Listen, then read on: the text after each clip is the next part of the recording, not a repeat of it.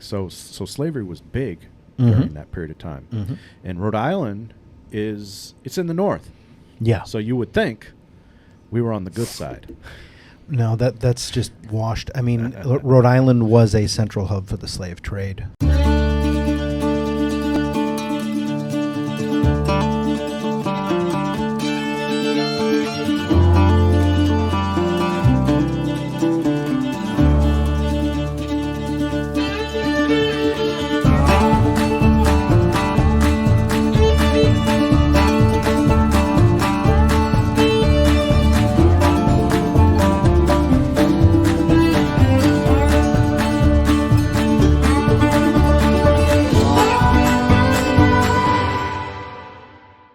That ain't no fish. That's a saltwater freight train. And when you're dragging one of those monsters over the rail, you don't need pretty boy fashion. You need Chase and Tail. Built for fish guts, mud, campfire smoke, and lies that get better every time you tell them. Chase and Tail. Wear it, wreck it, wear it again. Get yours at chaseandtail.com. Welcome to Cumberland Unfiltered Podcast, coming to you from Cumberland Tavern Studios. I'm your host, Caleb, and with me tonight is Mr. Brad. Nacho. And Jason. Still here. And tonight, we welcome a filmmaker whose life work has become Rhode Island's historical time capsule.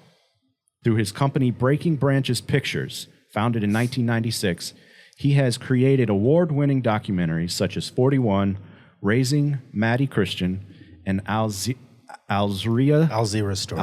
Story.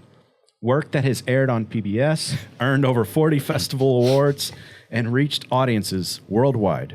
His most ambitious project to date is Slatersville, America's first mill village, a documentary series more than 15 years in the making.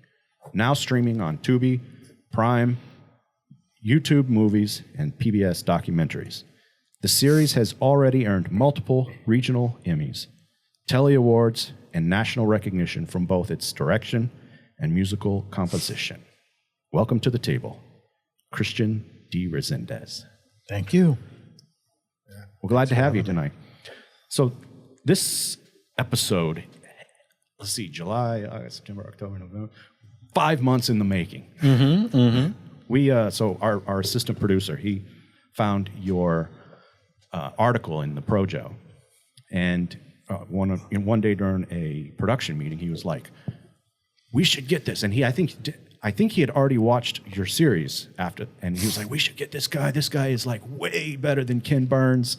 He's like his stuff is so awesome." Matter of fact, he wanted to push a campaign to get at least the first 3 episodes required for school viewing. Oh, wow. That would have been something. That would be cool, wouldn't it? That's cool. But Thank you. But assistant producer, he doesn't have any pull in the town, so it's not going to work. But I'm on the school committee. You're right. Me and Andrew Bacon, we could get that. I was going to say, rolling. present it. Huh? Right. See if you can get that on the agenda. Put it on the agenda. Well, we're just going to watch the first 3 episodes. 3 hours. It'd be the longest school committee meeting. Yeah. Yep.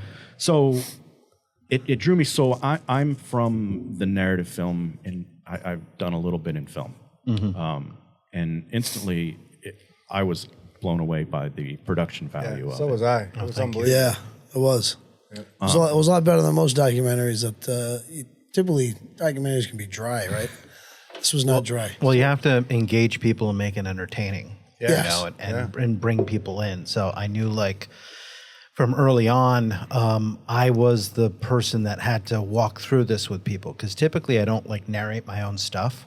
I never, like, if you look at my documentary work previous to this, I don't do that. I was kind of anti that in a lot of ways. Yep. You wouldn't know it from looking at this, but I've narrated it out of necessity.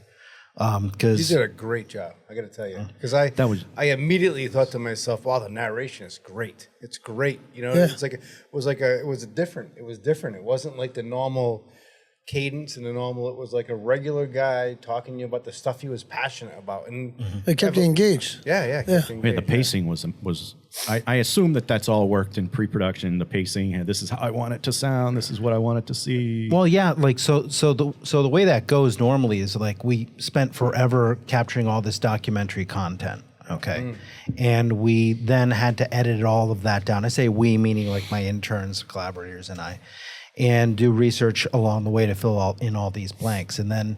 I'm skipping through a lot here, but then when you get to the editing phase of finally how this comes down, then I go in and write the narration bits in between.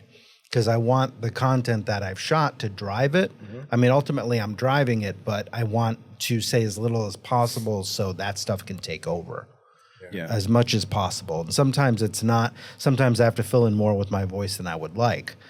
I would always rather come from somebody else, somebody who was there or a historian or whatever we're talking about, you know. So that authenticity was important to me. So did you go to school for film and video? Is that how you got into like what? Well, I mean, I wanted to do this ever since I was a kid. Sure. So, you know, like I would say I started studying film seriously probably around 13 or 14. Okay. And so, yeah, but I did go to Dean College and Roger Williams University's London program for theater. Pull the mic just a little bit closer to your mouth. Okay, sorry. The producer's saying that you can barely. I'm a Roger Williams alum myself. 98. Oh, you are? Yeah. Oh, okay. Oh, wow. All right. I didn't graduate from Roger Williams though. I only went on their London program. Oh, okay. But I was there in 95. You Oh, know, nice, so yeah. so I would have stayed had 96 some to other stuff 98, not yeah. happened, but no, I was. So was Brad's father, right? Yeah. Oh, really? Yeah. Oh, cool.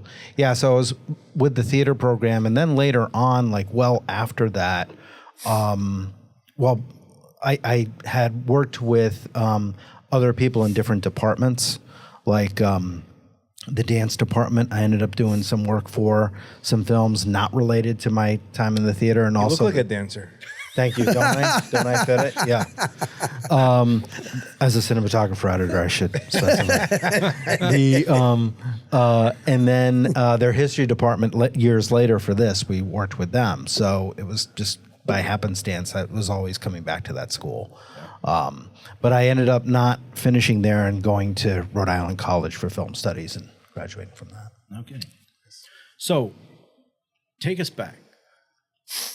In your documentary, you start off narrating about what got you interested in Slatersville. Tell us a little bit of that story. Like, what got you interested in this? Like, you were saying something about you saw the building. Yeah. Yeah. So when you first started this, did you realize where it was going to end up? No. So what did you first start? So I first took an interest in it for a couple reasons, like going all the way back to high school. I did a documentary about my senior class of high school, which probably isn't that hard to believe. And then it took me a couple years. They had cameras then? I had my camera. They didn't have anything at this school, North Smithfield. They didn't. No, I'm they just talking literally about cameras didn't. in general. No, and North just- Smithfield, he's no. No, I was it. So they just, which is stunning to me that they let me walk all over the school with an 8mm camera and tape shit for like a whole year, but they did. Yeah. And so I went and I figured out how to edit all of that and stuff. And around that time, I'm like, oh, I got to go and get the seasons afterwards, and so to film the town in different seasons. And so at that point, the Slatersville mill was vacant, and I took much more of an interest in it, just filming its vacancy. And I'm just kind of like, why is this here? What's going on? So that's why the first shot you see in the first episode I took when I was 18. It says 1993. It was with the trees growing through it and everything. Yeah. else, wasn't it? No, trees were later. Trees was like 10 years later. Oh, no kidding. Yeah, yeah. Okay. It was just really in bad shape. And so that's why you see that footage dropping in through the years. Yeah. And then around that time, there was a movie that I absolutely loved called The Last Picture Show. It's one of my favorite films. It takes place in Texas. And it's about this movie theater that's closing and all of that. And so I got into sort of this idea of like abandoned places that used to be the center of villages and towns but aren't anymore. Yeah. And Brad makes a living off that. What's that? you do? Oh, yeah. No, I don't mean to interrupt. Buildings? Go ahead. No. No. So so Brad's father owns warehouses. One of the Correct. warehouses he owned was Lonsdale. Okay. And it was right on the river. Right on the river. And I thought to myself, what an odd building. It was so long. It was wide and long. Yep. And watching a documentary, I know why now, because it was Yeah. water powered, one shaft, running all the spindles and everything. But when 200 years later, you're like, why is this building like built this way? Yeah. It was one long building all the way down like 300 yards. Yep. And then a little connector, and then another building 300 yards the other way. You know what I Yeah. mean? It was like why are these like that? But now it made all sense. Makes sense. You know? It all makes sense when you look at older pictures and understand the original purposes. Yeah. Oh, sorry. I didn't So mean- I didn't mean no, to- that's all right. So around 2004, I tried to make a first attempt to make a documentary about it. That's when the meetings were happening in the town about the future of saving it. 2004-05, I shelved it. I came back to it, moved away, came back to it in 2009, 2010. Found out they had this Blackstone Valley Historical National Park they wanted to push, and then the film sort of came out of that. To make a long story short, so, and here I am. But it was intended as a short when the town wanted to do it, and then the town didn't have the money for it, and then I said, okay, I can do my own thing. But I didn't think it was going to be a series. I didn't think I'd be sitting here talking about it 15 years later. You know? Right. So. Well, hopefully we can help bring some light to the episode. Oh, I think you already have. So. Yeah, no appreciate doubt. it. Right on. It was very cool. All right, that's it. That's the end. No, I'm just kidding. Okay, bye. See ya. It's been great. So Good drink. What? Yeah, stop the recording. No.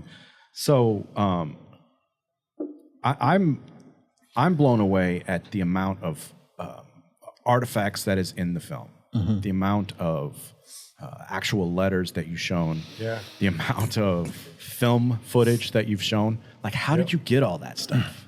It took, well, it said 15 years. It took Yeah. a long time for this stuff for you to not only research stuff, but also for it to find you. Gotcha. And that has no schedule. And so the thing is, for years, things kept finding me. Whether they be films, pictures, somebody calls you up, I have something to share. Oftentimes people would say, I got this thing, it's probably useless to you, but you can have it. And it ends up being one of the most important things I have. Yeah. Like the hockey footage. Oh, yeah. Yeah. Episode 7. Okay. How did people know that you were looking or that you were doing or looking for this kind of stuff? Well, it helps if you're going to make a series about a village's history. It's really great if a lot of people are, you're from that town. A lot of people know you. Sure. So that's helpful. But it's a 250-year history. So, of course, we're learning it backwards. I'm filming everybody who's still with us. Yeah. So by the time I get to the 19th century, I'll cover that because they'll, still be dead by the time I get to them. Everybody else is alive that I need to get. And so word spread. I mean, we did articles in the Valley Breeze, social media, word really extended. Yeah. But it was when, especially when you go into the editing of each episode alone, once you get into each one, it's like cracking a can of worms open and you're like, oh no, I need to fill this in. I need to fill that in. And then you end up doing more that you didn't expect, So like keys, they open doors and all of a sudden it's Yep. fast. Yeah. And I was endlessly fascinated by this huge network that looked like a serial killer map. Yeah. Did you have that? One thing. I not one that you'd find on True Detective, but I had my own wall for a while. Yeah. Okay. And it changed all the time. I can imagine. Yeah, just putting the timelines in the right spot, right? Yeah, right themes and I also tried to play with time in it, which was a huge, waste of time, ironically, because I'm I can't make this too complicated. I wanted to align things that were going on in 1971 with 1871, and it was maybe if I'd put this here, but I'm just I have a headache just thinking about it. I was trying to be clever with a massive board. Yep. Yeah. And then finally, what you end up doing is no, just go back to putting it in order, you idiot. And that's kind of Millinote. Have you been Millinote? Has that been your friend at all? Millinote? Have you heard of Millinote? No, I haven't. It's kind of like a board. It's it's like that's how I build some of the episodes that we do. Oh, okay. Is I'll put and ChatGPT helps me a lot with putting things in. By the way, AI, has it helped you at all in this? No, I've done a couple of little jokes with AI, but I try to stay away from it in a lot of ways. Well, for the creative stuff, but yeah. for like planning and outlining things, like it's pretty helpful. No, not yet. Like I just, use papers and computers in my mind and stuff like that, put it together. Old school. No, I mean, old school. Yeah. I haven't used any of the aids. I'm not opposed to it. But I've just not dabbled in it too much. What I used AI for is this, like, the whole thing. If you go into the second episode, they talk about no drinking, like the ironic. Yeah. There's no alcohol allowed in the village, and the hypocrisy surrounding that. And so John Slater went 40 miles. 40 miles back then with no highways and horse-drawn carriages. That's taking days. Well, it was a problem, right? Because they're drinking. They were drinking during the day on the job and everything else. Well, yeah, that was a People problem. losing But what happened is you had in the second episode, you had Ruth Slater, who was running the church, and there's a whole thing about temperance movement and not drinking there. And then you had John Slater, who was never a member of the church officially, by the way, saying, "Oh, that's right. Okay, if you want to stay in this village, that's right. Don't drink." And then under the table, he'd go to his mills in Jewett City and get all this booze in and pay his workers under the table. Yeah. In booze. So it's like, okay, well, what I mean, if people want to donate booze to us under the table, I'm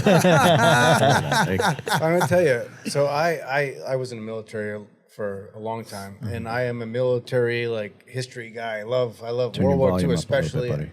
Everybody loves World War II history. I would assume, but one of the dry points about military history is you get some British guy talking about the Battle of the Bulge, and they have him on for a half hour talking about the Battle of the Bulge, and it's just this dude talking about the Battle of the Bulge for a half hour. You're like, I want to hear this, but I'm so bored. I have a cracking good time. And your series has none of that. You have so many different things, letters and images and videos. Yes. And you'll have people talk, but it's like a couple of minutes, and while they're talking, you're bringing other things in. Like the amount of even the music. Oh yeah, even the music was great. Steve Gilbane is amazing. Yeah. Our composer. He's just doing a tremendous job. So a friend of mine who hates history, her and I were sitting here, we're sitting watching these episodes, and she was enthralled. I'm like, you hate history. She's like, this isn't really history. I'm like, it's 100% history. That's all it is history. It's all It's just. She's like, no, but it's a story. It's drama. I'm like, well, that's how it's made. But it's a history. It's all history. Yeah, it's all real. It's all real stuff. Yeah. Have you heard of the active history? Have you heard of active history? That whole theme or whatever it is. So I don't think so. So there's this writer, William Forstchen, who writes historical books. He wrote this series called 1 Second After. He's wrote a bunch of Revolutionary and Civil War history books, and him and I don't know what you're feeling on Newt Gingrich's, but Newt Gingrich kind of helps him with those books. Mm-hmm. They have this process called active history, where they go and they study all the letters, all the writings, and they present it from a perspective of the decisions that we already know in school. Mm-hmm. Haven't been made yet, and they present what was in the minds of General Lee or the other generals, right? They present it as they're deliberating, and they get it all from the letter. So it seems like you're sitting right there when the decisions are being made. Yeah. That's what I like. This series kind of feels a little bit like that, especially with Samuel Slater in England. Yeah, right, exactly. Great Britain. When you go, when the series goes back over there, and they're like, "What do you think about this?" Like the mirror town or the father. Yeah. Where he stole the information. He stole the info. Yeah. Like the shit that's happening to us every day. They're taking our F-22 plans and going to China. And that's what he did. He basically took the most technologically advanced thing. He memorized it, jumped on a boat, came over here. And then build it. Yeah. I mean, but some people say he there's this legend he sewed the plans into his pocket. I think if you're a young kid and you saw that every day for 6.5 years, you didn't need that. plans. You don't need plans. That's in your head. Yeah. He didn't put it on a tattoo on his body in Prison Break. Yeah. Did you see that show? No, but I mean, I could figure. No, I don't think he did that. but it was because that would probably be a had to death be easy. sentence. Yeah, he If probably wouldn't have caught, got out that if they would got have No. been a death sentence. Yeah, Oh, he got caught stealing that. You're right. He's being hung in the back then. yeah, yeah. Town Square. Yeah, but he was always, I understand that he was always sad that he never really went back. What's interesting is that his other family members did. Like, if there's so much stuff that I couldn't go into because it's like, how long is this thing? But when you get into the second and third generations, they and further out, they did, return. If you go to episode 5, Uncle Johnny had a mistress that he met over in Belper that he built a house for at the turn of the century, and they borrowed the plans from a house in Slatersville. So they were there. They were there frequently. So, do you think that they had any repercussions from what he did? Like, were they? You mean when they went back? Yeah. So, like for Not like, that I know of. Not that I heard. because I'm assuming that as soon as the who was it? Thomas Jefferson. Jefferson, Who yeah. said, you know Slapped what? the embargo on. Is that what UK? was that in there? Yeah, no, I didn't. When we were talking before about the Slater Study Group, the four ladies, and Stephanie Hitchcock was this wonderful historian who really went through this original source material and found all these details. I think I would have heard it by now. I haven't heard about any, repercussions of that, because you say it goes over 1780, 1793 is old Slater Mill.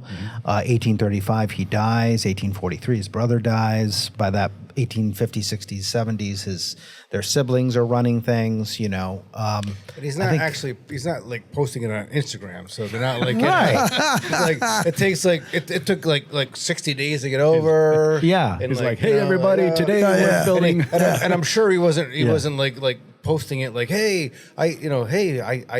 I stole the plans and Little I built this update, thing. He was fellas. probably like, Oh, would have taken a year for them to catch up on the other side. Oh, but he was probably telling them back in England, like, hey, I came on gold or something. He's not going to tell them I stole the plans and you guys are all in danger. He's gonna Can say you imagine something Sam else. Slater coming over on Instagram and just like getting over here and then taking a shot and going, look at my mill. The whole thing would be done. We wouldn't be here. There'd be no movie. Which actually is crazy, Park, because it only took, 2 years to build that mill, right? With hand tools. Yeah. Yeah. I mean, the cranes were like hand cranes. They weren't real cranes. Well, look at And- the dams for Christ. I don't even know how they did all The this dam was stuff. saw that, unbelievable. Yeah. It was like building at this His brother, angle, his brother put built it that out, whole and I'm thing. like, man, who the hell did his brother did that. It was John. Was it John Slater? yeah.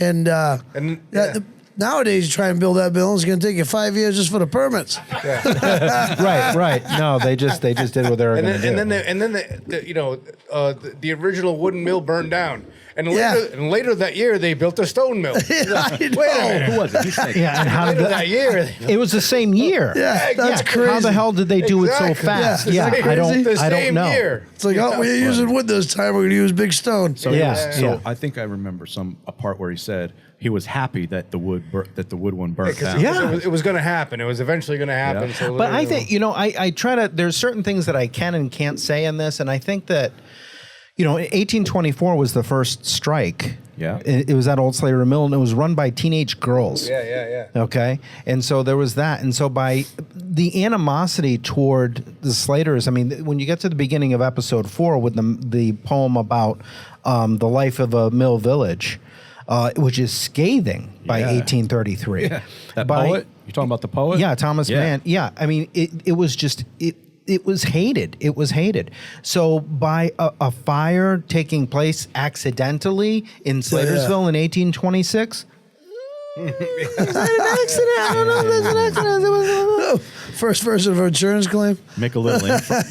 You can make a little inference. And there. of course, can kinda John understand. Slater's like, I'm glad it burned down. That's right. That's right. Now we're going to make it so you scrappy can't mill. burn it down next time. Yeah. I guess they didn't have insurance fraud back then, did No, yeah. It was like I'm glad I got 20 years out of this. I never expected to get 20 years out of this. Yeah. they? Exactly. It passed its lifespan. What's crazy though, you're right though, when they formed up the dam, like that depiction, those plans they had, where they built basically a ramp. The best David part was McCall. when you went back to England and showed it was the same exact thing. Oh, yeah. Samuel Slater stole the mechanism Yes. And John Slater, Samuel Slater stole the mechanism. right. John Slater stole the dam. Yeah. Like, He did. came back Yep. to the dam. And it you was know? without him being over there and apprenticing to somebody else. Yeah. He was there for that building. That dam it's much bigger than the Slatersville one, but it's huge, and the round shape to it. I mean, it's identical. Yeah. It's Yeah, that's right. The curved dam, right? It's the strongest. Man, we're giving this Strongest whole shape. episode away. Yeah, I know. People aren't even going to want to watch it now. Yeah. You watch it. It's awesome. Yeah, it's definitely worth is watching. awesome. But it's cool that you guys have actually seen it. Yeah. You know, How does that feel, by the way? When It we're feels sitting- good because normally when I do these interviews, it's kind of like, people are, they're brief, they're in and out. They have seen some of it sometimes they haven't. It depends. It's never an in-depth thing. Our executive this. producer has seen all 8 episodes Yeah. 2 times. Yeah. Bless you. Yeah. Thank you. He was a little drunk, though, when he... That's why I had to watch it twice. I can respect that. That's good. So, of all of this material that you came across, I mean, there's a lot of stories, there's a lot of letters that, I mean, let's face it, they're a little bit tearjerkers. Yeah, They're kinda yeah. Like, what the? Yeah. That's like, what artifact, or is there anything that comes to mind that had a lasting impact on you? Does that make sense what I'm asking? Yeah. My God, I'm holding this. Wow. Or, Yes. Oh my God, I discovered Yes. this kind of thing. you Yes. I think there were 2 letters that come to mind instantly. The first one is it's in episode 3, the only letter I ever found that Ruth Slater wrote about the death of her daughter. That was stunning to us because we didn't know that the child died in childbirth and was buried in the coffin with the mother. We didn't know that. Just the child, I think, died a few days later. Yeah. There's no markings. So we would never have known that without the letter. That was at Blackstone Valley Historical Society. I got to give credit to them because that letter was a huge find. The next one was when you get to episode 5, when we talk about the letters that sat in a drawer for 70 years. The Waterman letters. Yeah. The story behind that was so they're still there. Ann Holst and the couple Wayne and Christine Cabral who live with her. Ann Holst is a Slater descendant, a descendant of John Slater. She's 82 years old, I believe. And she's still alive. She's still- She was in the episode. Yes. Yeah. Such a amazing person. She has been in this house all her life.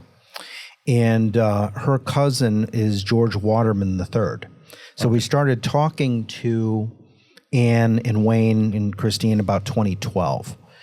And she said, well, my cousin George in New York, he has all these papers, but we, they're about Slatersville, but we don't know what they are, and you can call them up and get them if you want. So George, I had a great call with George, and to go back to what I was saying earlier, George at one point said, and you remember how he sounded in the film. Yeah. He would say like, well, Christian, these are just papers pertaining to the Bartlett house. I don't think that they would have any real interest to you. And I said, George, I think I'd really still love to see them. So he took the train in, he brought them in, and we spent 3 days combing through them. And we didn't know who all of the players were. It took us a while to put that together with the repetition of names, the generations, who was where, what, They It all took had the us. same names. I saw that family. Lineage Yeah, there. John, All the Elizabeth, same. William, they're all Mary, over the place. Yeah, that's right. It's crazy. So we had to go through that and then determine, choose which letters to scan because there are too many. And at one point there was a letter there by Helen Morris Slater Waterman. Helen, yeah, I got the order down. Morris Slater Waterman, 4 names. And that letter, when she's yelling at her brother, was so incredible. And it was like, oh my God, we need to, we have at least at that point, which was over 10 years ago, I knew that, right. This one makes the cut. Yeah, like we knew this thing was in 2 parts at least. And the funny thing is, all of those papers filled in a gap between like 1880 and 1910, 1920, that a lot of local historians who told this story didn't have the details on simply because it was sitting in a drawer for 70 years and the family didn't share. The family George was great as far as like sharing that stuff, but he didn't have all of the context for it. Oh. Because, all he knew was just what he was looking at. He didn't know what... It's not until you get a bunch of people in the same room talking about the same thing over a long period of time and putting all the pieces together that you get everything. You're like, oh, that's why he was doing some that. things start making sense, right? Yeah. So that board helped then. The board, yeah, it did. The board, you mean the board on the wall? Yeah, Yeah. it did. It did. Start putting little But pins. one of the things I like about the series is that you put that in the series. Like the reason that a lot of these stories go down divergent paths and different stories is because it's folklore. right. It's Not talking like he's saying you're not. Oh, I'm sorry. It's like it's folklore or it's just misinterpreted. Like the one about the Slaters, John Slater and his wife having the house, and the guy was like, "Oh, I was told that this is John Slater's house," and you were like, wrong. Yeah. Oh, Gilbert. The insert. Yeah, the insert. But it's It good wasn't. that you do that. That you like the reason that these stories Yeah. are a lot of them are not true is because people just keep saying over generations that this is what happens. Right. It's like the telephone I was game, right? just going to say the same thing. And you have to be careful when you do something because you don't want to. I don't Offend. want to You make wanna- fun of yeah, them. you wanna- But his family had a lot of fun with that. A lot of people have commented on that one little thing in the second episode, which is just. And the second episode was very challenging because I had to liven it up because of. A lack of source material, like visual material. Yep. And that's why we raided Sturbridge Village pretty much. They allowed us to I saw shoot that. there. I took my kids there last year. That place is great. You were saying before that there was a lot of footage from previous documentaries that you were able to procure. Was that some of the stuff that you, like in episode 2, did you have to do that for some of that? Well, when we worked with David McCauley had done a special for PBS back about 1999, 2000 called Mill Times. And when we were putting that piece together, there are two things that came out of this. One is that David's clip when he's showing how the original machine worked was very important, and it was him, so we wanted that. But the other part was that when we were at Slater Mill, that water wheel doesn't really function the way it did. So 20, 25 years ago, they could film it turning and going through all that. It's not in the same shape it is now. So they had these beautiful high-end cameras filming the gears and the turning of the wheel, and I'm like, all right, no, I really need that. And so he connected us to the producer of that episode, and they allowed us, Did you have to buy the rights to those, or did they just? He was the producer of that episode. Was very generous. He gave me 2 minutes free. Oh, good.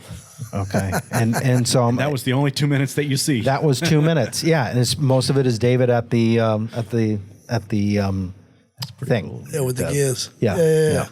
That's pretty cool. So So just to kind of go back, all the letters, like there's a ton of letters that you. yeah, I know like, I keep. I'm sorry, I don't. I'm It is not trying. No. It's fascinating how you narrated a lot of it, but you also would bring people in to read the letters as character in character to read those letters. Yeah, that was a lot of fun. Most were actors that I knew, or I needed a certain voice, and I'd be connected to a person. Yeah. Some were people from. 2 were former college professors from Dean. Yeah. Okay. But we have about 45 speaking parts so far, and there might be a couple more left. But yeah, it was from an array of people. And yeah, it was the getting of those letters from all these sources like Brown University, Blackstone Valley I mentioned, Old Slater Mill, University of Michigan. Sometimes you'd find stuff, they have collections. You'd never know where these collections are. Like Elijah Bartlett, for example, first mayor of Lowell, Massachusetts, born in Slatersville, episode 3. His papers came from University of Rochester. How did you know to look there? Because there was a guy, Father William Stempsey from Holy Cross College. He had written a book on Bartlett that we tracked down. We interviewed him, and he said, where you want to go is you want to look here. So they had stuff in Lowell, naturally. Yeah. The University of Rochester, Duke University had some stuff, and Yale had some stuff. So we had to pull it all together. And the sad thing about that episode, in a weird way, is that Elijah Bartlett is one of the most fascinating Rhode Island characters, period. You could do a whole series on Elijah Bartlett. Are you going to? No, because it's too hard. But he was an incredible writer. He wrote prose and poetry. He was just an amazing human being, and I don't think we even scratched the surface with him. And so his role in the story needed to serve the purpose of the series, which it did. Sure. But amazing guy. So you'd find these letters from all over, and then try to make sense of them, and then choose the ones that you wanted to transcribe. Yeah.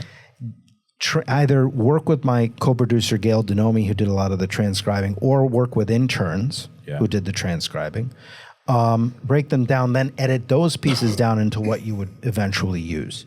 Episode 5 was an enormous undertaking for that, So yeah, it was a very long process. Then getting the actors, that was cool because I got to meet and work with a lot of old friends and new people too. So have you ever heard of Rhodey? Was it Rhodey Wood? Yeah, Tony. Yeah. Did you ever deal with any of those guys?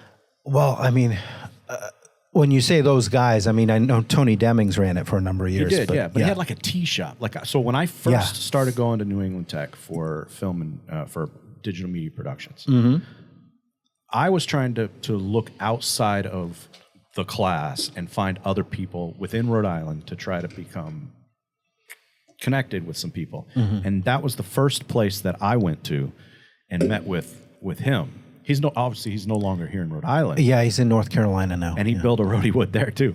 But he had like a tea shop, and they would do Brooklyn Coffee and Tea House. Yeah, and I went over there. I used to be there all the time. And he actually was like, "We're gonna make this film. It's gonna be a short. We're gonna have a guy coming out of the bar. There's gonna be a car here." And we went over to the place. He already had it all planned out. Yeah. And obviously, I never became a part of it, but. I was just curious if you had any connection with those guys. He'll probably listen to this. I miss Tony. I missed that film at like 10, 15 years ago.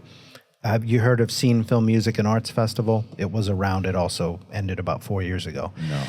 But everybody under that umbrella, and Tony was very closely associated, like that whole film circle. Yeah. In Rhode Island, like we used to have these parties, like the Film Collaborative used to have a holiday party, and I mean we got to see each other, and I think a couple of those places aren't like there anymore. They're not. They're not doing that. Tony was hugely instrumental in having his place work as a place where people could meet, where filmmakers could meet, musicians, artists. And so kudos to him. It was sad to see him go, but so we don't have anything like that anymore. Not so much, no. I mean, let's start it. Let's create it. There, exactly. We have a studio. Yeah, right here. Exactly. Yeah. Well, what happens is that people, they get older, they have kids, or they have they're even older than that. They move to different parts of the country, and that ends. But I mean, it was a great late 2000s into the mid 2010s was. So a lot of the letters that you got, we're just going back to this. I know we just went down a freaking rabbit hole. It's fine. But a lot of the letters that you got, you would find source material through books, articles from universities, from other people, and then you would contact them. Kind of like we found you in the Projo, and we contacted you. So that's how you got most of them. Yeah, it's just like one thing led to another, and I mean, as far as contacts go, there's just so many stories that are just funny. Yeah, I mean, I could tell so many. It's like doing detective work to find all this stuff, huh? Yeah, well, it's detective work, years. but then what happens is that people just kind of come out of nowhere and give you stuff too. Once they realize you're doing it. Right. And so there's a lot of that. But yeah, my historical consultants, John Perillo,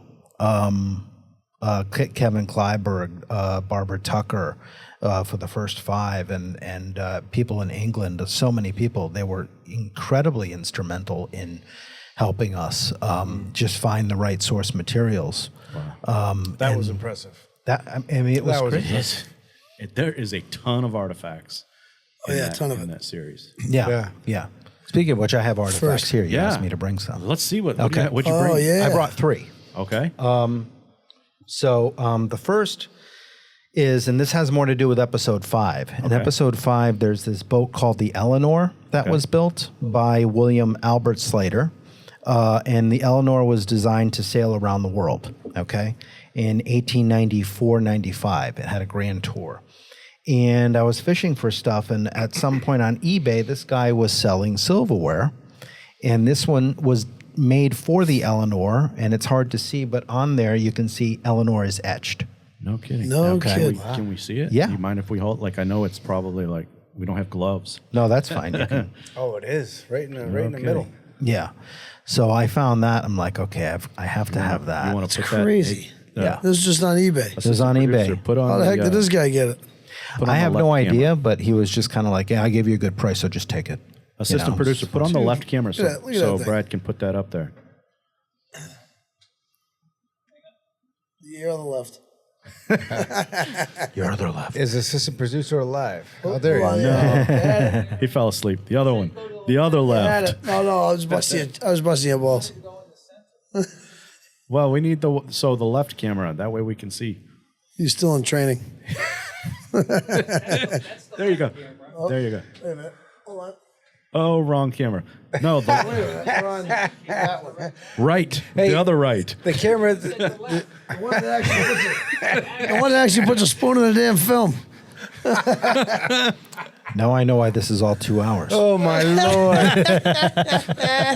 Hey, did you have these kind of problems on your production? That's like, Probably worse problems. We need to be one of honest those. with you. Did they know left from right at least? we need one of those cut things. He just goes, cut. The other camera. Other camera, Greg. Look at me, the Whatever your one name is. pointing at me, assistant producer. You're getting closer. You're getting closer. He just says, screw it, man. There's only 3 cameras. Go put it in front of the big camera. You guys are the We want worst. everybody to see it. Okay, We so want it people says to see Eleanor. It says Eleanor. it. Look at that thing. Oh, That's a oh, thing of Jesus. beauty. That's a pretty neat artwork on that. That's awesome, man. Cool. The people that listen Sorry. on Spotify are gonna miss out on all that. So what happened if you're listening? Yeah. Our assistant producer doesn't know how to run cameras. No, I'm just kidding. You can barely, I mean, I can Gary, barely he's see kidding. it with my glasses. Garrett. I'm sorry. Garrett. He's sorry too. Whoa. Edit. Just kidding. What else did you bring there, bud? He's got like 5 different names. Or a couple of rare photos. Awesome. In episode 4, we talk about the schools that John Fox Slater's fund created in the South, all the historically black college and universities. Yep. And at the point that I was making that episode, somebody tipped me off and said, this guy has this rare photo of, I can't read. I need my glasses. I'm getting old. That's why I was I asking know if they the had feeling, cameras yeah. back School then. that this is in Slater's shop. I forget the name of the school. It's not actually written on here. It starts with a T. But this was one of the schools that they made. It was a trade school. And I want to say Talladega, but I might be wrong on that. So he has the right camera up. Let Brad see that and put it up in front of the camera. Oh, he's actually got the right one up there. Give it to Brad. Okay. Yikes. Want Brad's camera now? No, No. keep that camera. Keep Leave that it. camera. Leave it alone. There it is. Hold it there Trying for to a get minute. that glare For a out. minute. Trying to get that glare out of that. There we go. Wow. If you That's need the pretty. photo, I can just That's snap pretty it out. neat. No, that we Cool. that's good. That's pretty cool. No. So it's early trade school right there. Yeah. Yeah.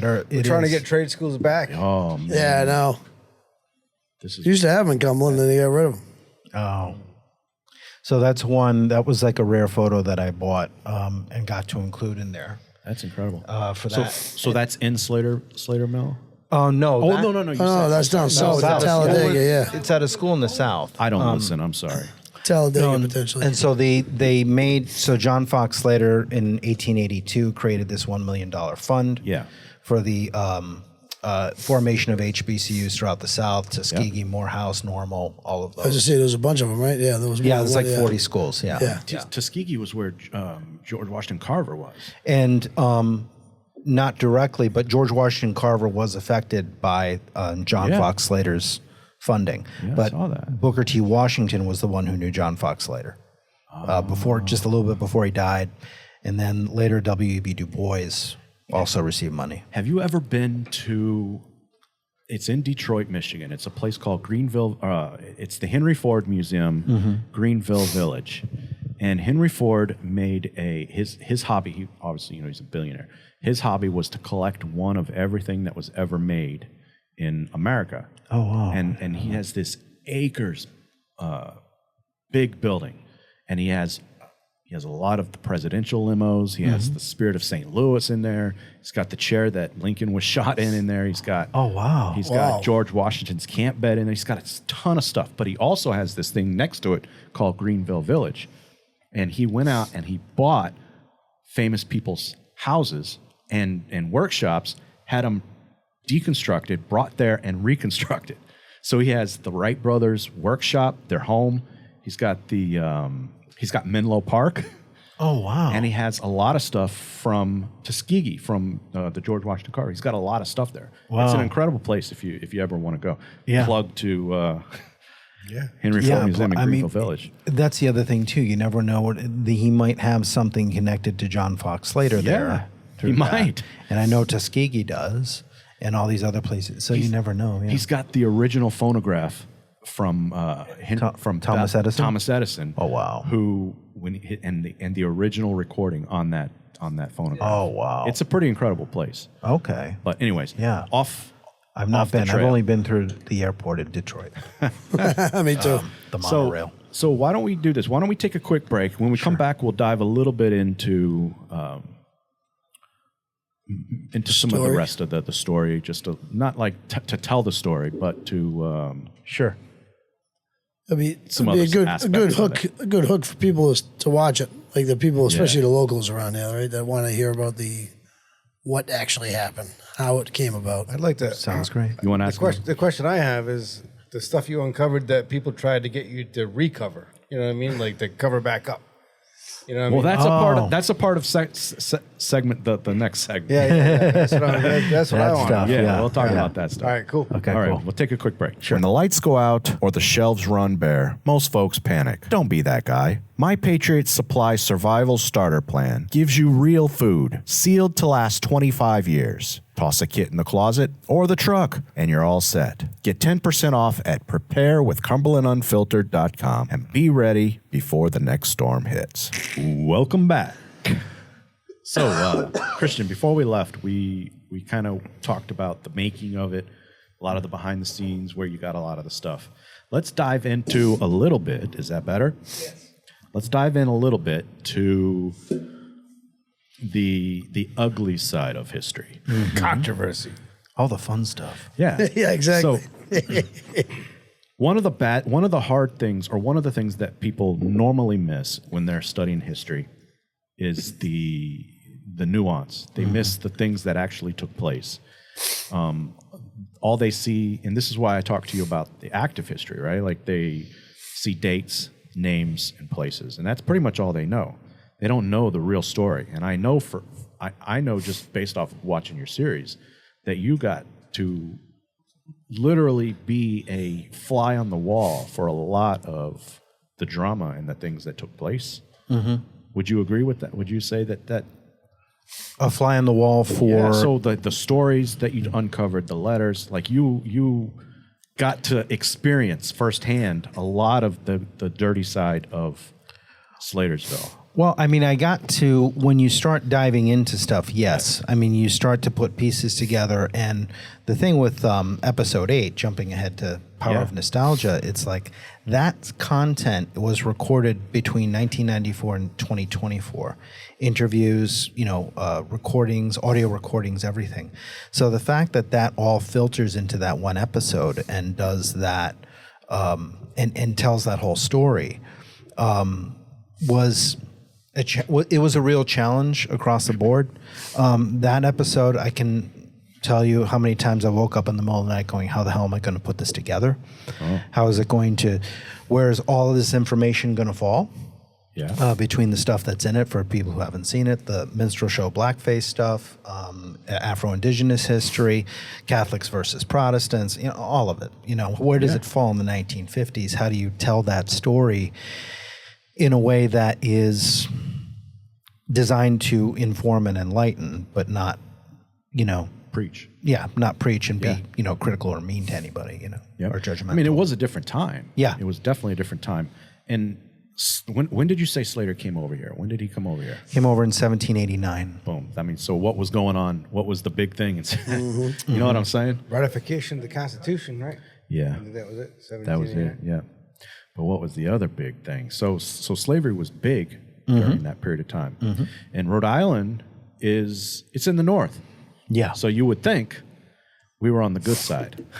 No, that's just washed. I mean, Rhode Island was a central hub for the slave trade, the triangle trade. We come up with that. So when did you realize, did you know that before you started doing this, or was this something that you uncovered as you I would say, generally speaking, I didn't know about 95% of this stuff before I started on the series. It just kind of went on. Just real quick, when did you realize that you had something? Like, what year was it? Or can you go back? When did you realize that you had something that was like, this is more than just... like a long series? Well, not just a series, but this is more than just a student project, or this is more than just an 18-year-old filming footage of a... You know what I'm saying? Like, when did you say, wow, this is... I would say about 2015 when we had the Waterman Papers. Wow. That was a huge turning point. And when did you realize that Rhode Island was pretty much an HQ for the slave trade? Well, as we went along, we were going into, as I said before, John Fox Slater, the Connecticut side of the story and all of that. And then as I started to work with our first co-writer on the first 7 episodes, which was Joey DeFrancesco, Joey is very knowledgeable about slave history and all of what the Brown family was doing, Moses Brown, John Brown, how Rhode Island functioned as a system. And so he was very, very instrumental in helping us realize that and sort of crack that open and look at it. And were you like, wow, Rhode Island is not the innocent state that I thought it was? Well, it didn't surprise me. There's just a lot of, it did and it didn't. I mean, there's a lot of stuff that is, when you really go digging, that was the norm back then too. It was, yeah.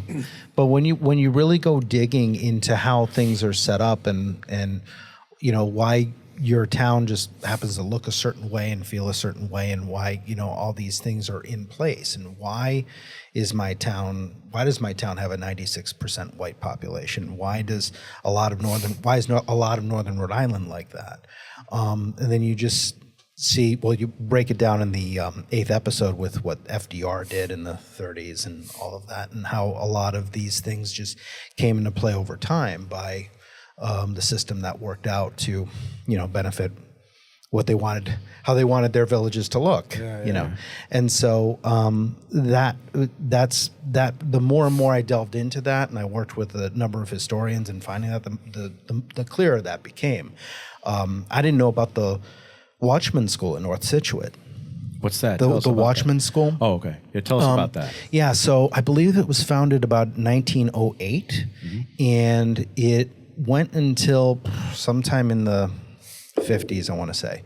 And it was founded by a black reverend to teach African-American children, black children, trades of all kinds to fit in. Do you remember his name? Do you know the guy's name? Oh God, I can't. I'm sorry, I don't want to put you on the spot. No. I'm blanking on it, but it's in the episode series. But he was a reverend. Season 8 or episode 8? Yeah. Okay. Yeah, and so by 1924, which is the same year that the KKK starts to have their rally in Foster, Rhode Island, they're doing like this outreach campaign nationally.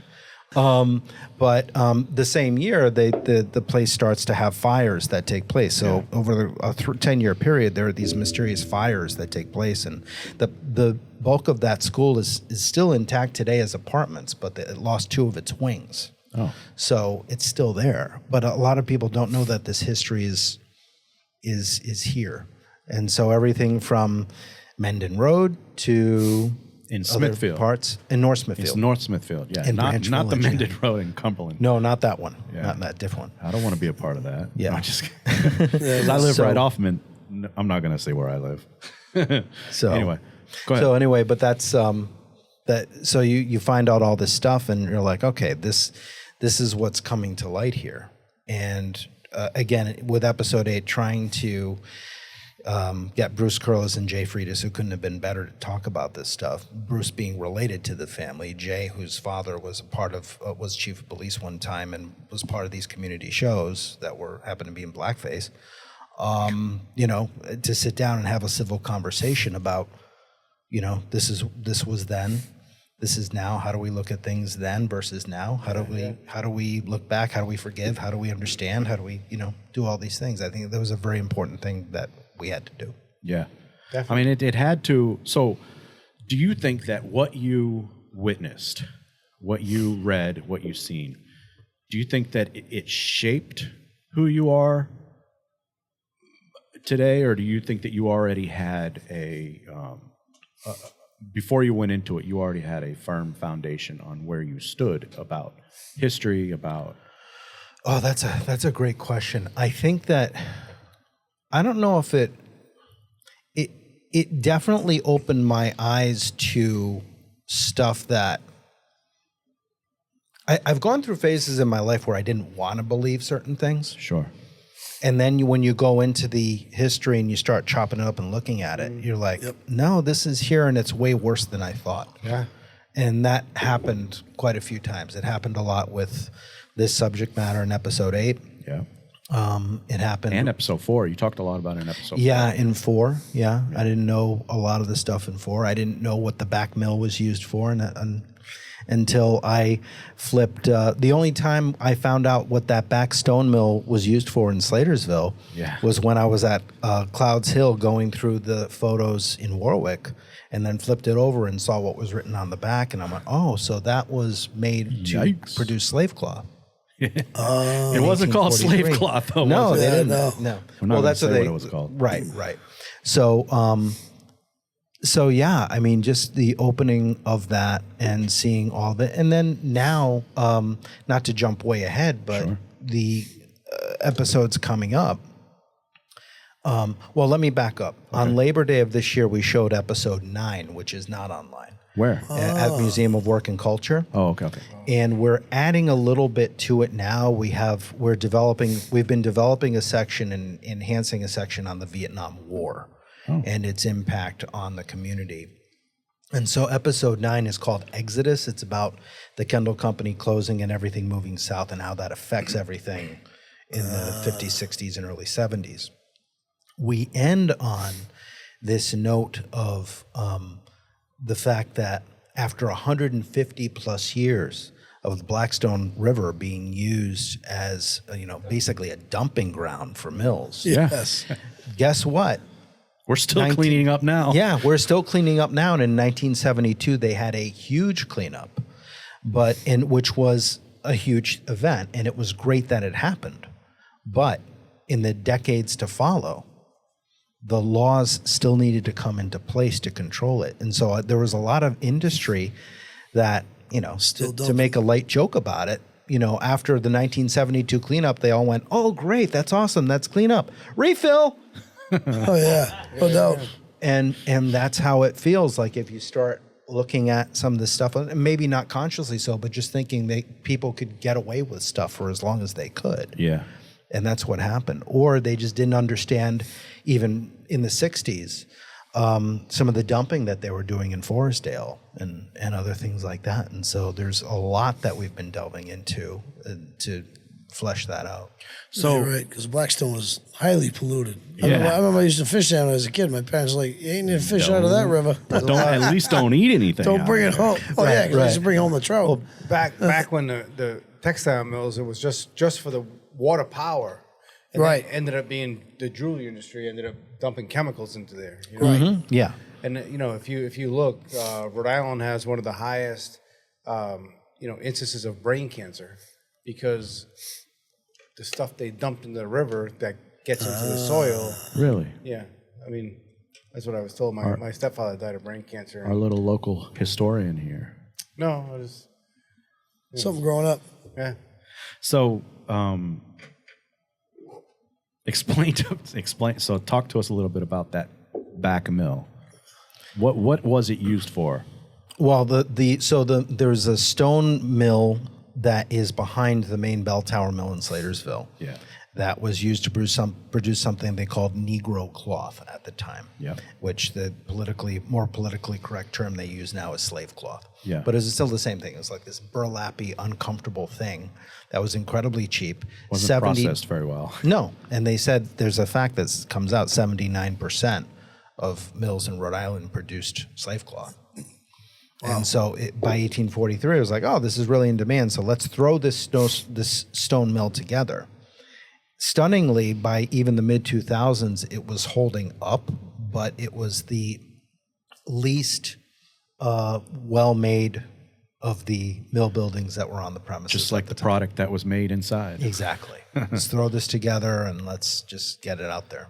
So people don't. So you'll find this out in the beginning of the series that Samuel Slater came here, and at first he went to New York, right? First he went to New York, yeah. and nobody wanted nothing to do with Samuel Slater, the traitor.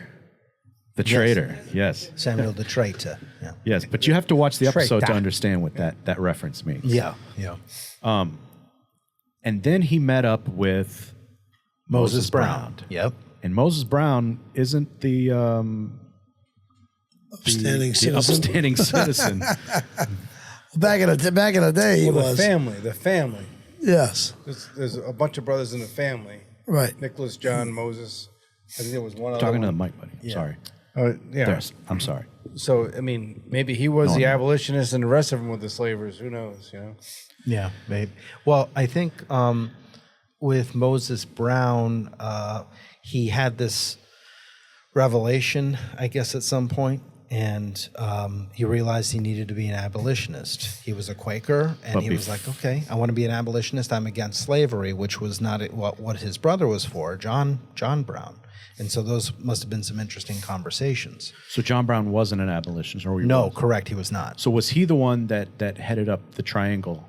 The triangle. I don't know slave trade? who headed up the triangle, but I was- think the triangle was just a massive system. Yeah, okay. Yeah. But the definitely molasses Brown- from the West Indies up to Rhode Island. Yeah, And we talked a little bit Effort. about that with Bradley Vander, whatever, I forget his name now, but he was, so there's this guy in Providence that runs tours in Providence, and one of the things that he talks about a lot is the untold story of slavery in Providence, and that's one of the talking points in one of his series or one of his tours. And we kind of talked a little bit about the triangle slave trade with him. I wouldn't have known to talk about it unless I heard it from your series. Yeah, but the funny thing is, the more and more people talk about it, the less you can call it untold. Yeah, absolutely. true. I would say the last 100%. 10 plus years, I mean, it's been coming out. I mean, but it's good to have this dialogue and say, yeah, this is what happened here. So just admit it and then move on. Let's address it. Yeah, Well, it's kind of like exactly, being an alcoholic, right? The first step to recovery is to admit that you have the problem. Yes. Yeah, no doubt. Jay still hasn't admitted that he has a problem. If you watch the podcast, you know. It's a joke. It's a joke. You're drinking Hey, out I'm of a just barrel. kidding. Just kidding. Yeah. Anyway, so what you found out is that, well, I mean, you didn't find out. I mean, it kind of makes a lot of sense. I just dropped my pipe. A lot of sense. If you're in the textile industry in the early 1700s and the 1800s, where are you getting your material from? You know what I'm saying? Well, where you get your labor from? I mean, Where there's do you only get so many people here. But I'm talking about the material that you used to mill textile. It was yeah, cotton. right. So I'm Where going do to you get say, the cotton? listen, slavery is fucking horrible. Horrid. Fucking horrible, right? But, you know, most of their labor was 7 to 13-year-old children. Oh yeah, That's 6. pretty fucking horrible too. Yeah. And they had, Yes. and they had the kids because they had smaller hands. They could fit in between the reels there on the. And they, you know what I mean, like And they're losing fingers. There was pictures of it. So I mean, I'm like, that's oh man, that's pretty much slavery too. Yeah. Your family can live in the house, Yes. if Long. your child works in the. Yeah. I mean, it's it's, well, you brought they brought whole families in. Yeah. They Just brought- for they the built children? villages. Well, Charles Roberts, who runs Rhode Island Slave History Medallions, he's in our second episode, and he makes that analogy. He's like, these people sold their souls to the company Stowe. Well, Yeah. That's the way he Yeah, says because it. they built the houses for them. They brought him in. Yeah. And the Paid whole thing is paid like, it. hey, instead of hiring just one guy for the job, we'll hire the whole family. Yeah. paid him in company dollars. You can't spend it anywhere else. So the nuance to this, right? So the nuance to this. Do you think that the Slaters knew what they were doing? Do you think during that time period, do you think that they understood what we know today in 2025? Or was it just a thing of the time? Well, I mean, I just think it was a thing at a time. Can any of us? Let me ask a bigger question. Can any of us possibly put our mindset in this, or put our heads in the mindset of somebody in 1825? No, Right, no. And Not at all. how difficult that is. Can you imagine what that life was like? Parents today can't do it, right? No. When I was a kid, I was all over the damn town, right? Till, Yeah, 100%. Riding bikes everywhere. Yeah.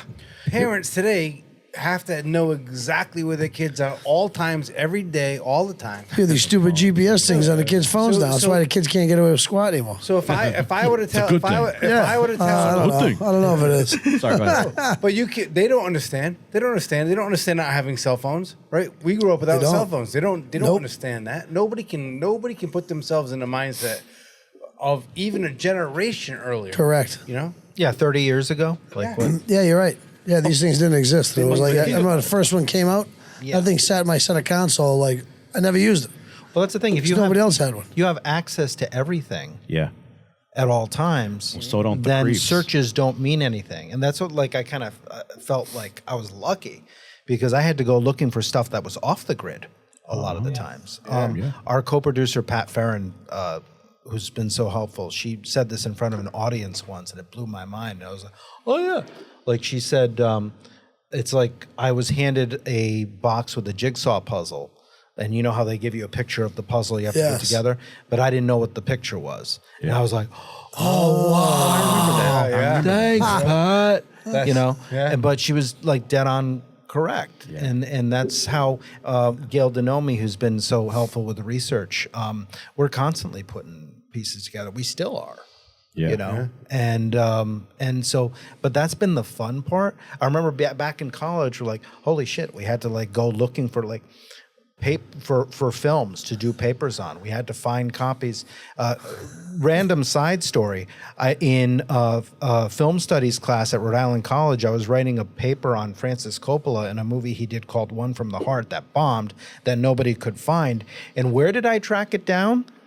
Major Video Library. in Central Falls. No way. I had to go all the way to Major Video in Central Falls. Major video. That's a long way away. Now, 30 years later, Remember that? almost, what? This is on DVD. It's a 2-disc set. All these special components go with it. You know, it's like, oh, if I need One from the Heart, it's right there. That's fabulous. Yeah. But Right, I was back to when you you- miss the fun of like going to look go for look for something. Sure. That's what we had to Makes actually sense. used to go to the library and pull out 10 books off the freaking shelf and all Right. find Yeah. a story. Yeah. When I was, And now you I just was, go to I was, ChatGPT. psychology classes at Roger Williams. I had to go into microfiche. I had to read. Oh, yeah. Had to Yeah. scroll Scroll the through it like microfiche. this. It was insane. Now I can just do, and it's right there. Everything's right there. Everything's Yeah. right there. Well, you can get ChatGPT and just ask it a quick question. It'll create Yeah. an entire list for you to look. And that's handy, but you know, you have just, I mean, everybody's just so spoiled now. It's like right in front Not of them. everything is on this Well, thing. you know, Because you're right, there's things that are not on But this the- thing. but I'm gonna tell that you gotta right now. find the paper for. People are getting their eyes opened, right? Just by the fact that they can Google it. They're going to listen to this podcast. hopefully. They're going to, hopefully, they're going to hear about Slatersville. They're going to Google it and they're going to be like, "Oh my God, look Yep. at this." Hopefully watch your But- series, which is unbelievable. Case in point, I Googled it. Yeah. This is what Google had. Yeah. There's no way in hell 8 episodes encompasses this. This is like a snippet. Right. So my sister, because Brad's he did the hard work and the research and the boots on the ground type stuff. That's why we have 8 episodes, which is going to tell you a hell of a lot more than this. More than 8 episodes. My sister lives. My sister lives in Slatersville. Sorry, Maple 8 episodes. Street Maple Avenue. Maple Avenue. Sorry, Maple Avenue near Freitas.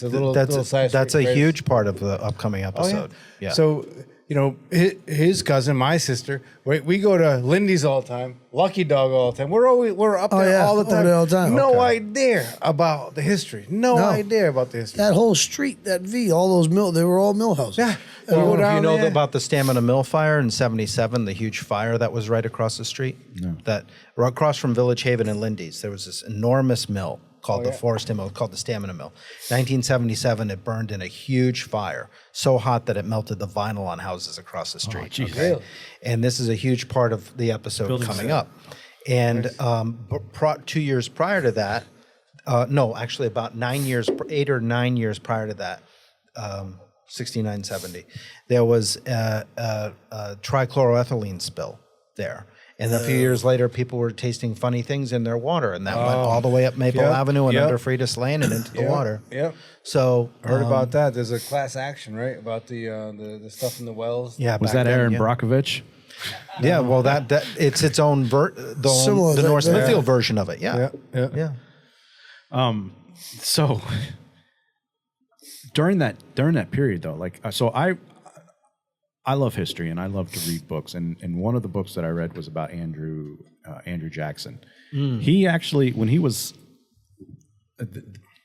I can't remember the exact age. He was anywhere between 11 and 13. He was actually fighting in the Civil War. Mm-hmm. So kids back then did have more responsibility and they had more put onto them than today. Today, there's a lot more laws that prevent that.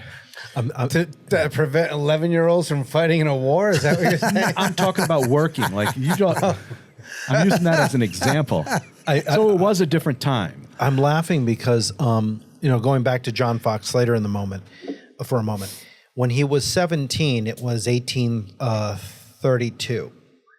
And he was ordered to go to Jewett City to run that mill.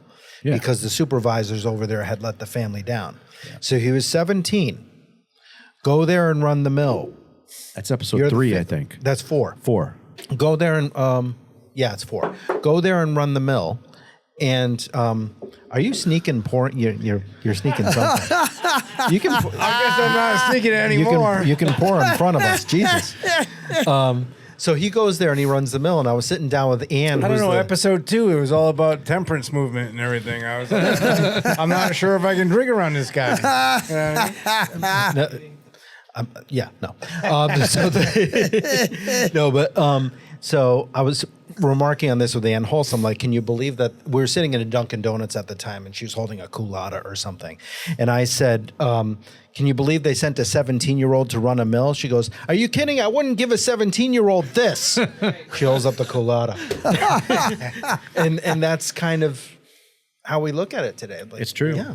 I mean, kids were a lot stronger then than today. Oh, yeah, no doubt. That's probably. They certainly mature a lot later these days than they did back then. You've heard the saying, right? I was like, baptism by fire. Back then, it was like, you had to. You've heard the saying, right?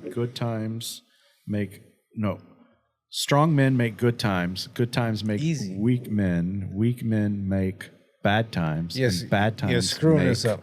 You're screwing all up. Strong men. All right, tell me what I'm missing. It's hard times make hard men. Hard men make easy times. Easy times make easy men. Easy times make hard men. It's a cycle. Yes. A cycle. Yes. And during that time was hard men. Yeah, Where is this going? I don't know. What does that say? I don't know. I don't make those kinds of movies. That was like squirrel. Squirrel. Hey, I worked to make those kinds of movies. I worked with Marilyn Chambers once, but she played a cop, so you know. I mean, cops make the best types of those movies. It was a teenage caper movie. I'm sorry, not with teenagers. So I got a question. Why do you have to say that while I'm? I got a question to get off of the Caleb weird hard men thing. Has there ever been a time Anatomical when the popsicle family, stick. when like a family or an organization has tried to stop you from putting out something That's a that good you have question. discovered, Not like full out stop me. I will say that when or afterwards they were like pissed off about it, you know? no, I tried to be very open and forthcoming with what I was doing. Yeah. There was some concern going into episode 8, but we talked all of that out. And at one point, I had posted on social media that I was working on something with KKK's history in North Smithfield, and a friend of mine wrote me who had donated some pictures to it. Yeah. And he said, well, what are you going to cover there? And I go, well, I'm just saying, there were these shows and we have some photos. And he's like, yeah. I said, why? And he said what I thought he would say, which was, there's family history I'm not proud of. Yeah. And I said, that's okay, and that's when we knew, we're going to do this anyway, but we knew we had to blur out eyes and stuff like that. Yeah. In those photos. So I know in the first few episodes, when you went over to what's the name of the town? Belper. Yeah, and you were Samuel Slater, and and a lot of them didn't know who he was, but then there were some people that did, and they were like, he's a traitor, and it was crazy how many songs and plays and Samuel Slater the traitor. Slater. But did they not want you at any time to, No, they were. Most they of were them okay. find it humorous. There was a moment where there was when we're in that pub and Stephanie Hitchcock is going through the details. Yeah. There was a woman who was there who was really very uptight and embarrassed about how this might be coming across to us. Oh yeah. As Americans, and and it was. Was she the one that said I thought he he was a good guy until I met Stephanie, right? Rosemary says that about until I met Stephanie. Yeah. But there was another woman who is off to the side in that pub, and that's when I don't think she's on camera at all. But she was one of the people who was like, I'm just so embarrassed by this. I can't. And I'm just like, don't worry about it. It's all good. It's all good. But there is another side to that where people think that their findings really don't lead to much of anything. Yeah. Or is proof like, and it's kind of like, okay, so we proved that he's a traitor, but who cares? Yeah. Is that kind of the feeling? Yeah. Right. Or does it prove intentional, whatever, that he had plans to be a traitor? I think he had plans to do what he did, and you can call it what it is, and there's no question in my mind that technically he was a traitor. Yeah. But did I think he was leaving going, hi, I'm going to be a traitor? Well, No. so wasn't our founding fathers. Yeah. He's So where trying- does that end? It was a popular thing, Like, now I'm going to go and... He was just trying to progress himself as a businessman, and he took an opportunity. Yeah. He saw an opportunity, said, I'm taking it. Went over there because they got nothing over there like this, and we built it. Yeah. And he did it. Straight up capitalism, baby. Capitalism right there. That's what he did. I will tell you, one of the things at the end of episode 2 that really hit home to me, right, was when you went through the mill towns that replicated what he did. And we were in Cumberland. Yeah. So Ashton is there. Ashton was one of them, yeah.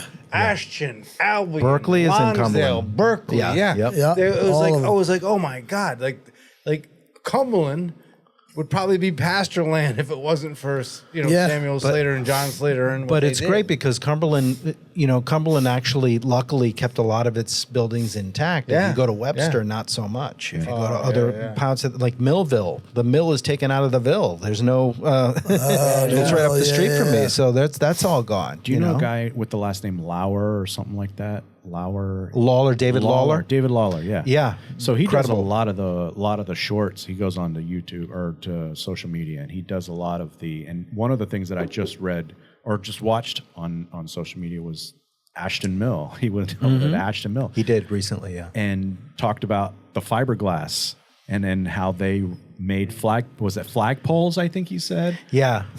David is a fantastic individual. He's done a lot of our aerials, some of the best aerials. We've worked with a lot of great aerial people like Jason Allard, Joe Morel, Mankato Soloyo, a bunch of people. But David's work is also outstanding, and he has such a passion for finding these places throughout the valley. He's just fantastic. Yeah. And he's willing to get like he goes. I've seen some of his videos where he's like in a boat, like a small boat, like.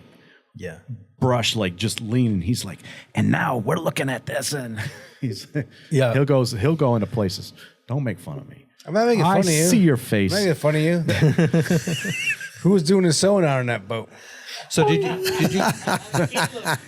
guys see? I don't know if you know about Caleb. He was a sonar operator in nuclear. So sorry, I did not know this. Nuclear. Yeah, I was nuclear. Nuclear.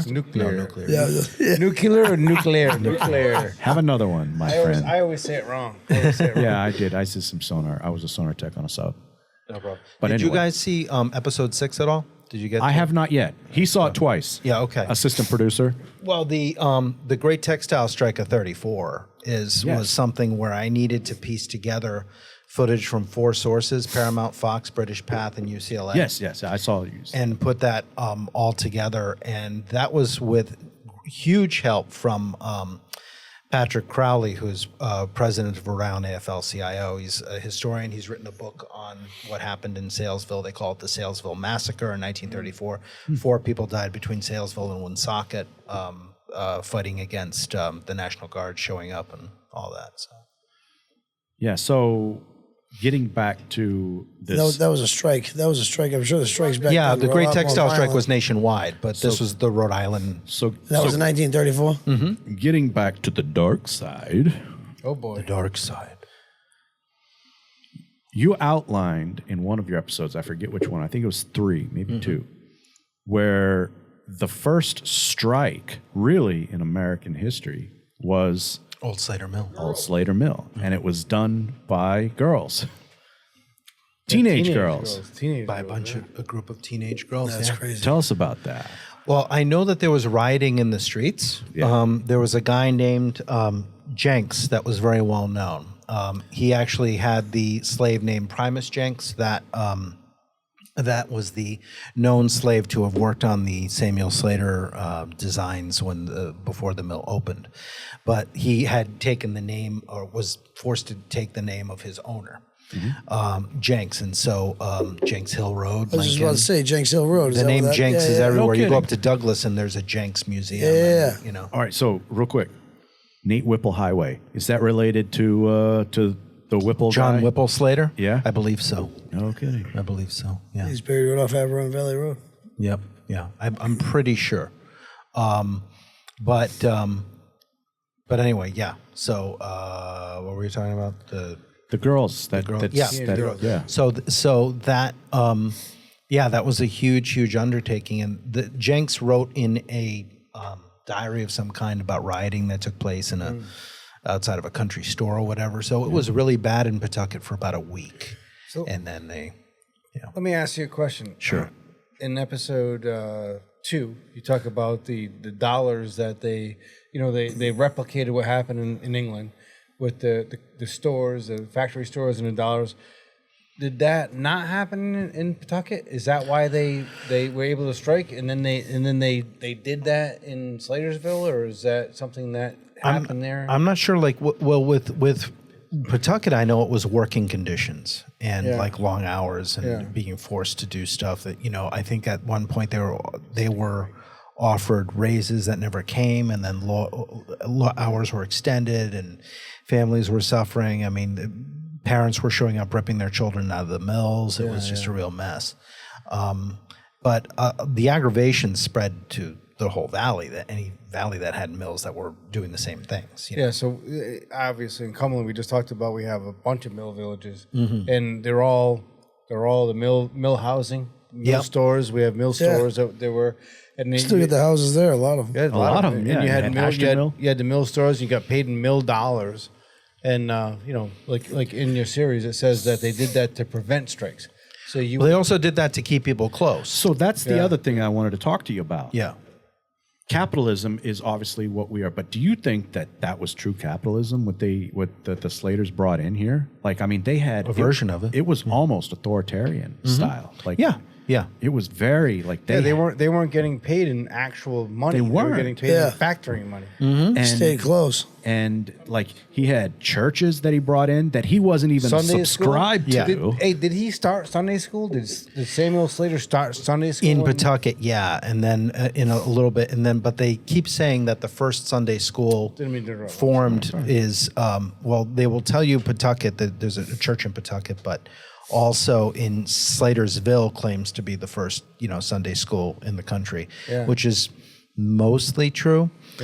What's funny is I connected with a place called Slater, South Carolina, which was founded by in the 1920s by a Slater descendant. And there's a plaque that says, we're named after the guy who created the first Sunday school. It's like right on the side of the building. So yeah, I mean, it's a story that spreads. But yeah. But Sunday school is really, originally there to control the kids and give them something to do on the seventh day. It's a different paradigm when you think to yourself, these are not kids of your employees. Right. These are your employees. Well, So in your this employees Lockwood- work for you 6 days a week, and then They go you to have them school. on Sunday in school telling them how they have to work for you, or they're not doing what God intended them to do. So here's something screwy. So there's this figure in Slatersville history named Amos Lockwood, and he was a supervisor in the mill, a huge presence in the village for about 30 years, from about 1830 to 1860, roughly. Okay, so he ran that. He was supervising those kids 6 days a week, and then he had them in Sunday school 7 days a week. I'm sorry, on the seventh day, on the Sunday, right? And that, So Sunday school was something. Did you say Lockwood started Sunday school? So no, Lockwood didn't start Sunday school, but he was instrumental in being a supervisor at the mill and then running the kids on Sundays too, just to teach them something like reading, writing, arithmetic, anything like that. And so he was with those kids 7 days a week, which is really pretty stunning.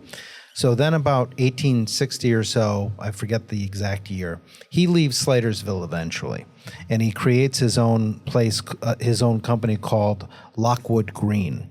Well, Lockwood, which eventually settled in, I believe it was Spartanburg, North Carolina. I might be wrong on that. But for the next 100-something years, it builds mill buildings. It builds these like manufacturing industrial hubs, okay? And it lasts well past his life here on the planet, right? And so Lockwood was on Green Street, and so that's where I feel Lockwood Green comes from. So anyway, jumping way ahead, okay, from 1860 to about 1956, there's at that point, another mill owner named Kendall who had the village for 40 years. Yeah. He already had a bunch of mills in South Carolina. He closes up shop in Slatersville because the building is inadequate and there's a lot of union stuff going on. And he says, okay, we're going to transition everybody south. He knew this as early as 1953. When he does that, he's building a huge facility in Bethune, South Carolina, in the middle of the woods.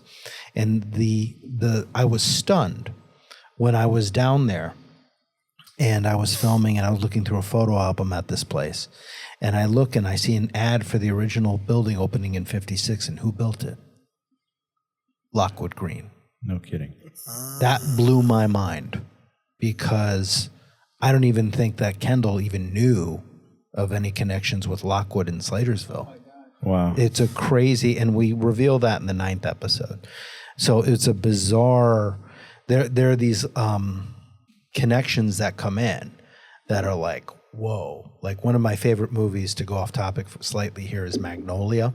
Okay. And with its 3.25 hours of all these intersecting characters, and you don't know why entirely they're connected. And then at one point you just look at a screen and it shows you a symbol and you go, oh, and it connects. And then we get it. Boom. So I was like, wow, I was really stunned by that. So if you want to know about the good, the bad, and the ugly, you have to watch Slatersville.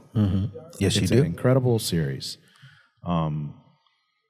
It's insanely well done. Very Very well well done, yeah. But did you, so Ken Burns holds nothing to the production quality that you bring to this series. I appreciate it. I have a phenomenal amount of respect for his movies. He's amazing. Now, just to kind of like start bringing this down, because we've been at this for a little while now. 2 hours. Oh my God, over 2 hours. Told you, it goes fast. You have 3 episodes. So right now there's currently, you say there's 2 seasons, two seasons 1 through 8. But you're about to. So we've completed most of 9. Okay. As I said earlier, Vietnam War sequence we're working on for 9, and then most of 9 will be done. And then episode 10 is currently called The Clock is Ticking, and then episode 11 is called The Ghosts Have Their Say. And one thing that we haven't touched upon at all is I've interviewed 155 people, and 42 of them have died. Yeah, that was something I wanted to ask you about. Holy shit. How does that affect? Like, how does it feel knowing that you have their remaining story? I was gonna say, It's overwhelming at points because there are certain people I got to know as a result of the project, and to see them gone. How many funerals did you go? Did you go to all the funerals? No, not all of them. Sometimes I found out about them well after. Gotcha. But I'll tell you, one of them. In 2005, I had originally started the project and shelved it, and I interviewed a guy who was 93 at the time. His name was Clarence. Mm-hmm. And in 2011, 2012, when it started back up again, I met his son. By that point, Clarence had passed, and I met Donald. And I got to know Donald pretty well. We interviewed him. He would chime in every so often, how's it going? He was the nicest guy. And earlier this year, Donald was 90.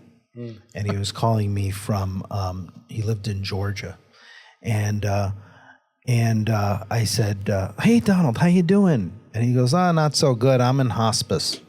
Whoa, like, geez, man, I'm sorry. He goes, listen, I'm calling. I got to see the last 2 episodes. How do I do that? So I sent him the Tubi link, and he passed about a month later. Wow. And it's stuff like that it's home. really hits you. My 2 oldest living people are 100. If Manny Pedroso, whose 100th birthday party was at the Lusitania Club. Yes. Oh, no way. In 2009. My people. It's not your people. Come on. But his 100th birthday party was at the Lusitania Club in 2019. If he makes it, I believe he's still with us, and if he makes it to November, he'll be 106. And we got to bring him here. We had this guy amazing. From Irving Shield. Hey, so here's an interesting fact.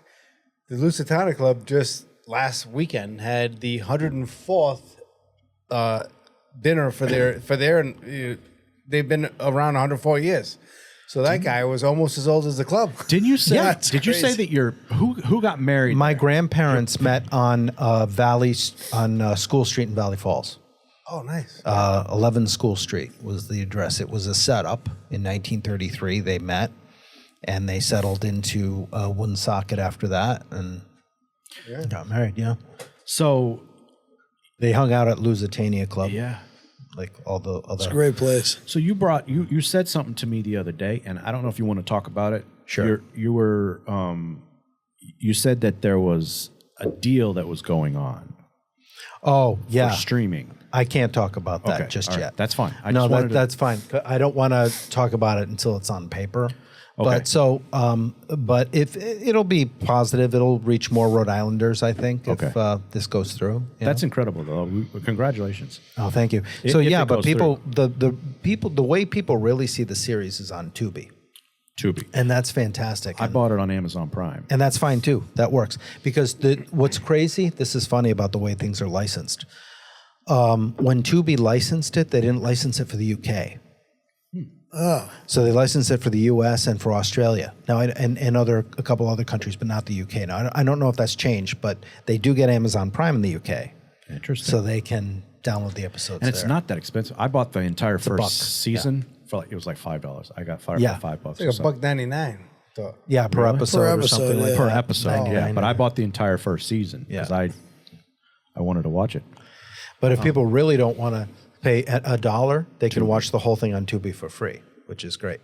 So what we'll do, we're going to put the links to both Tubi, Amazon Prime, as many links as we can into the description. So if people want to watch it, they can go right to the description and click right on the link, and it'll take them right to it. And that's cool. And if to simplify that, if you can go to firstmillvillage.com, which is the website. Yeah, we're going to put that in the description too. There's a page for every single episode individually, and then direct links to that episode on all the resources. You also mentioned donation. Yeah, so people can donate through our nonprofit sponsors. They can go to the website, firstmillvillage.com, learn how to do that. They can give through GoFundMe if they want. That's how you do all this, right? Yeah, I've been incredibly fortunate because we've applied for a lot of grants we haven't gotten. So this has been a fight since day one. But there have been times that are easier than others. But years ago, I was fortunate enough to meet, there's too many people to mention here who I'd love to, but I was fortunate enough to meet a guy named John Butler, who loved the series, who said, I just want to give to it. And I had no idea who he was, what his background was. Ends up being our biggest supporter. So I've been incredibly fortunate with a lot of good people. So where do people find the link to donate to this? Do you have like a specific link that people go, or is it just I just say firstmillvillage.com because when people go there, the GoFundMe link is there, and other resources are there. I'm going to put that specific link into the description as well, so people can. You got to make it as easy as you can for people. Right. So I'm going to put that in there, and there's so much more we wanted to cover, so much more. But like you said before, you said this to me the other day, that as you've done this series, you feel like you've only scratched the surface. It always feels like that. And I feel like it's the same thing tonight. Yeah. No, exactly. And I have to say, hopefully it's a good hook. The first Mill Village is nothing to, discredit. It's unbelievable. It is. It became the Industrial Revolution for the U.S. Yeah. It's where it started. Yeah. Pawtucket. Yeah. Mm-hmm. Not Pawtucket, but Slatersville more than Pawtucket. But I'm saying the mill started in Pawtucket. Oh yeah. And the other Cumberland connections too. Just to mention briefly, we interviewed these in 2014. R.J. Heim at NBC 10 did a story on the film. The Weatherman. Yeah. Yeah, and it was a story to raise funding, which I don't know if it did directly. But within a half hour, I got an email from this guy named Alan Hultgren, who lived not far from Lusitania, with his father-in-law. They're both deceased now. Alan writes me, goes, "Hey, this might be of no use to you." There you go. Yeah.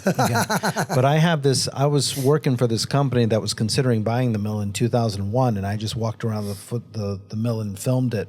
I have it on VHS if you want it. I'm like, what? Yeah. And that footage and what he shared has been huge. But he and his late father-in-law were in the Cumberland connections. Yeah. Manny Pedroso, I mentioned, his store is still in Providence, I believe, still open. Yeah. But yeah, so there's Cumberland connection for sure. So give me all of the links. Just rattle off the links now that you want people to know. Like, where do people can watch it? I'm going to put that in the description. So firstmillvillage.com. Firstmillvillage.com. Yep. So that's the easiest place to go. Okay, I'm going to put that in the description. Within that, you can go to GoFundMe. All the you different can places. go to different episodes and all of that. Do you have social media that people can follow? Or on Slatersville. On Facebook, it's Slatersville, America's First Mill Village. Easy to find. Okay. You can go there and check that out. Okay. Yep. And anything else that you want to tell people? Boom. Spotlight. So many stories of like the making of it and everything. But I mean, I could go on and on. So what I will say, like, I'm really appreciate that you guys took the time to watch it. and your executive producer over here, Assistant producer. assistant producer. Sorry, your Soon to assistant, be executive producer. Soon to be executive. your assistant producer over there, having seen it a couple of times, the whole thing. So I mean, just guys, thank you. I really want to thank you for really taking the time to see it and having an awesome conversation about it that's lengthy, because I don't get to do that often in this forum. Like a lot of these things are brief and people are on the run and we're like, okay, quick. And it's I can like never a timed event type thing, right? Yeah. You can never like get out what, and it really helps if you see at least a good portion of it to, get the conversation going. So thank you so much for taking the time. Appreciate inviting coming me. I on. really appreciate it. We appreciate you coming on. I love history, so I appreciate you coming on. And we History appreciate is what timeless. you're doing in this labor of I say labor of love. It is a labor of love. And you're, you are, like I said at the beginning of this, you are Rhode Island's time capsule in that portion of Rhode Island's history. And it's definitely a must-see. It's definitely a must-see. Oh, yeah. Yep, definitely. And, Definitely check it out. When the other It should three... be listed, it shouldn't be listed as a documentary. It should be listed as a drama, because the way it's portrayed is as a drama. So maybe once the other 3 episodes come out, we can have a short recap or have you come back. I would love that. Talk about Yeah, it. that'd be awesome. I would love that. Chipping away at it now. Yeah. So And hopefully we can be a part of the spreading of Slatersville. that would be awesome. So you already are. Thank you so much. So if you are a listener of Cumberland Unfiltered podcast, you go to YouTube, you go to Rumble, you go to all of any platform that you get an audio podcast from at Cumberland Unfiltered, and you subscribe, and you'll get amazing stories like this. So subscribe, share. It helps with the algorithms, believe it or not. Like, subscribe, share, comment. Tell us what you think. If you've watched it, give us feedback, and we'll make sure that you get that feedback. That's a wrap.